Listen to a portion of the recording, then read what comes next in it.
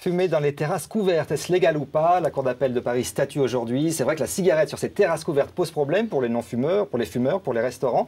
On en parle avec nos deux invités. Gérard Audureau, bonjour. Bonjour. Bonjour. Merci d'être avec nous. Vous êtes président de l'association Droit des non-fumeurs. Et Didier Chenet, bonjour. Bonjour. Vous êtes président du syndicat national des hôteliers, restaurateurs, cafetiers et traiteurs. Voilà. Alors, première question, Gérard Audureau, vous estimez que ces terrasses couvertes ne respectent pas la loi d'interdiction sur le tabac dans les lieux publics? Oui, si c'était des terrasses, il n'y aurait aucun problème, mais des terrasses, c'est devenu maintenant des endroits qui sont complètement identiques à l'établissement lui-même, puisque c'est couvert, fermé sur les côtés et fermé par devant, donc un simple prolongement de l'établissement.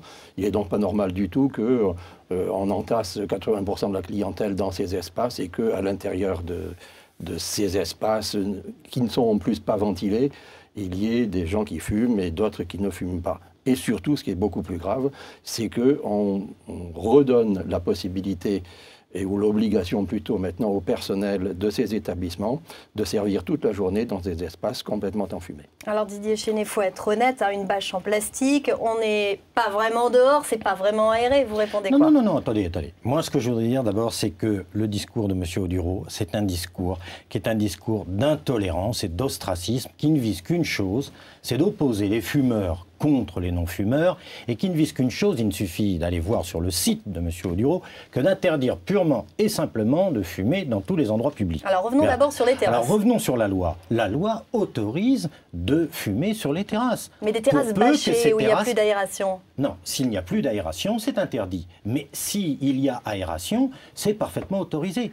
Qu'il y ait eu quelques débordements. Monsieur Audureau, c'est la 15e plainte que vous ayez portée en l'espace de 4 ans. Moi, je dis simplement la loi déjà. Alors, ce qui est clair, la loi, toute la loi, mais rien que la loi.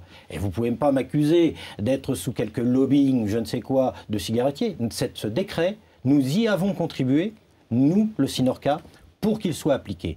Mais la loi dit bien, respectons les espaces de convivialité. Ah non, la loi dit absolument pas ça. C'est vrai qu'il y a la liberté des non-fumeurs. Absolument pas ça. Vous voulez que je vous lise le décret, monsieur Audureau? C'est interdit de fumer dans les lieux à usage collectif. S'agissant des locaux dits de convivialité, tels que les cafés, les restaurants, les discothèques, il sera donc permis de fumer sur les terrasses dès lors qu'elles ne seront pas couvertes ou que la façade est ouverte. Par conséquent, on a parfaitement le droit de fumer sur les terrasses pour peu qu'elles soient ouvertes. J'en conviens parfaitement. C'est vrai qu'il faut respecter la liberté des fumeurs et des non-fumeurs. Pour les fumeurs, qu'est-ce qu'on peut leur proposer à ce moment-là? Quelles solutions vous donnez? C'est très simple. Depuis le début, et en allant voir le site, comme le suggère Didier Chenet, vous verrez que nous avons proposé une solution qui est tout à fait conforme à l'esprit de la loi et à la loi elle-même. C'est-à-dire qu'on partage la terrasse en deux. Une partie où il y a des fumeurs, une partie où il y a des non-fumeurs. Ces non-fumeurs sont sur la partie où il y a la porte d'entrée, parce qu'il n'est pas normal de faire traverser l'espace enfumé aux gens qui rentrent dans le café ou dans le restaurant. Et puis cet espace qui est fait pour les fumeurs, il y a une cloison entre elle et le côté, c'est tout. Enfin, la partition, c'est pas très convivial. Mais on n'a pas besoin de convivialité entre fumeurs et non-fumeurs, ça n'existe pas. Mais monsieur Audureau, ça n'existe pas. Mais non, mais c'est pas ça. C'est facile de dire, pour un fumeur, de dire « Ah, ça ne me gêne pas d'être à côté d'un non-fumeur ». C'est facile, ça ne le gêne pas. Mais par contre, le non-fumeur qui est à côté d'un gars en train de fumer son cigare, c'est insupportable.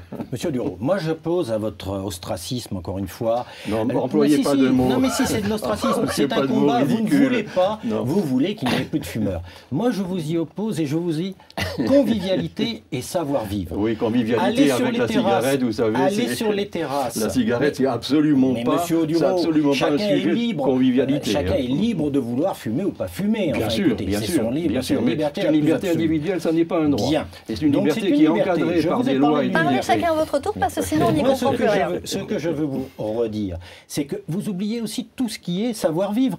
Quand vous allez sur les terrasses, je suis frappé au fur et à mesure que ça se fait, de frapper, de voir l'extrême politesse des fumeurs, je ne suis pas fumeur, l'extrême politesse des fumeurs lorsqu'il s'agit donc d'occuper une terrasse, de fumer sur une terrasse et de demander si ça gêne ou si ça gêne pas. C'est vrai qu'ils sont très polis, mais la politesse n'empêche pas l'odeur. Quand on est dans une terrasse, je suis ça sent la cigarette. Mais encore une fois, si la terrasse respecte ce qui est prévu par la loi et par le décret, même avec une petite aération, ça sent vraiment. Je vais me rapprocher un peu de vous. Si il y avait un vrai respect de cette obligation d'avoir la façade la plus importante entièrement libérée, de manière à ce qu'il y ait une vraie aération de l'espace, ça ne me gênerait pas et j'irai dans ce sens. Or, il se trouve que malheureusement, 95% des établissements, dès qu'il se met à faire un petit peu froid ou qu'il pleut, on ferme tout. Monsieur Dureau, je veux bien entendre ce que vous me dites. Mais non, quand on va sur... Vous l'entendez, mais vous le voyez aussi tous les jours. Et tout le monde le voit d'ailleurs. Je veux bien entendre. Mais quand on va sur votre site, quand on voit ce qu'il en est, et que vous voulez, et c'est clairement écrit, interdire purement et simplement de fumer dans les lieux publics. Quand je vois la procédure que vous avez lancée, que vous avez perdue, à l'encontre de professionnels qui avaient organisé des fumoirs parfaitement dans les règles, et tout ça...